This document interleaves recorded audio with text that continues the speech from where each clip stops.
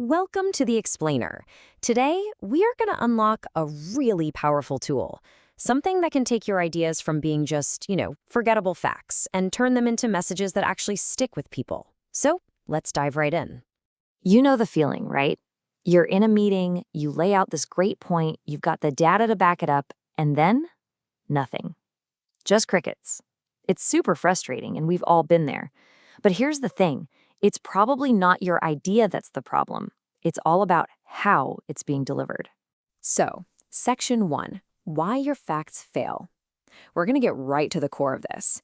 Why is it that presentations packed with solid facts and data so often just fall flat?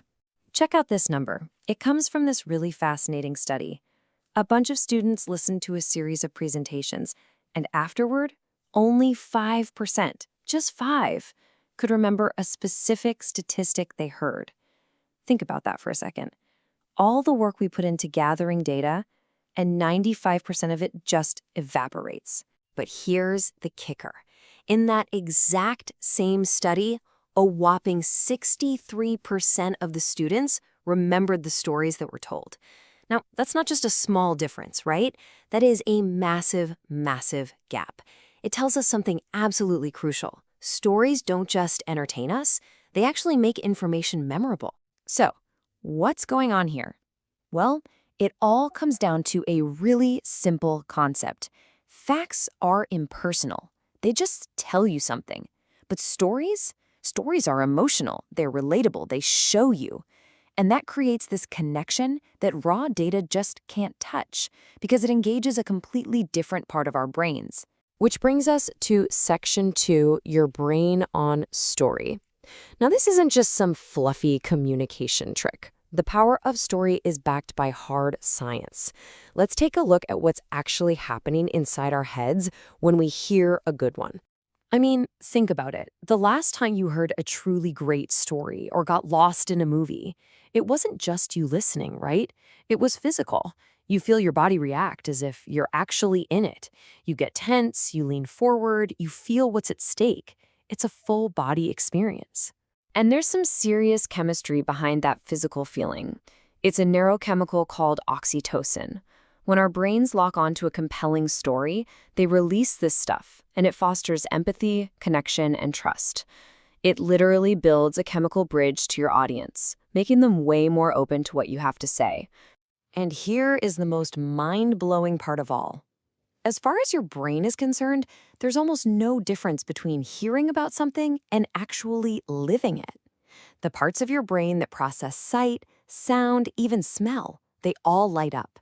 You're not just a passive listener. Your brain is running a full-blown simulation of the event. So on to Section 3, the 3-part story formula. Okay, so now we know why stories work their magic, but how do we actually build one? It might seem kind of daunting, but it really all boils down to a super simple foundational formula. And that's it. Seriously, it's not about big dramatic plot twists or flowery language. At its absolute core, a story just needs these 3 simple ingredients to work. A person, what they want, and what's standing in their way. Think of it like a 3-legged stool. If you're missing any one of these legs, well, the whole thing just collapses. You need a relatable character, a clear goal, and a compelling challenge to create a story that's stable and effective. Okay, let's make this real. There's this great little story about a woman named Estella. She's our character. She works in a candy factory, and her job is to inspect sticks of gum. Her challenge? It's incredibly boring and repetitive. Her goal is to maintain high quality. So what's the resolution? One day, she starts thinking about her own kids who call her the candy lady. They even look for her production code on packs of gum at the store. By picturing her own family as the customer, she finds this new motivation to overcome that monotony and make sure every single pack is perfect. See? Character, goal, challenge. It's all there. Next up, Section 4, How to Create Your Story. We have the formula. Now let's walk through the strategic process for putting it to work for you. All right, knowing the ingredients is one thing, but where do you actually begin? Do you start with the character? The challenge? Thankfully, there's a really clear roadmap you can follow. This five-step process is what turns storytelling from a guessing game into an actual strategy. And you gotta notice the order here, because it's brilliant. You don't start with the story itself. You start with your audience and your goal. What do you want these people to do? Then you figure out the challenge. What's stopping them from doing it?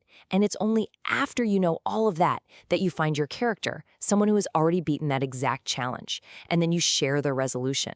This makes sure every story you tell isn't just compelling, but it's perfectly engineered to hit your target. All right, let's get to section 5, putting your story to work. Let's see what this whole process looks like out in the real world and just how big of an impact one simple story can actually make. So here's the scenario.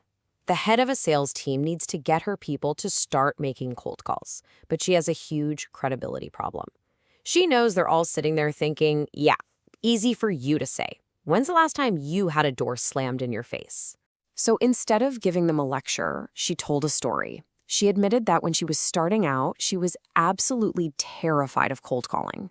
She even had this little trick. She'd take the elevator to the top floor of a big office building. That way she couldn't just run away after the first few rejections. She had to work her way all the way down. That simple, honest story did everything a list of facts never could. It totally disarmed the skeptics, it showed she understood their fears, and it delivered a memorable lesson in persistence. And this really gets to the ultimate power of storytelling. I mean, think about it. Your competitors can copy your product, they can match your price, they can make the exact same claims about excellence. But the one thing they can never, ever do is tell your stories. Your stories are your unique, undeniable proof, and they're the one thing that will truly set you apart. So I'll just leave you with this one question. For a moment, forget the spreadsheets, forget the bullet points. Think about the next big message you need to deliver. What is the human story, the character, the goal, the challenge, that will make it completely unforgettable?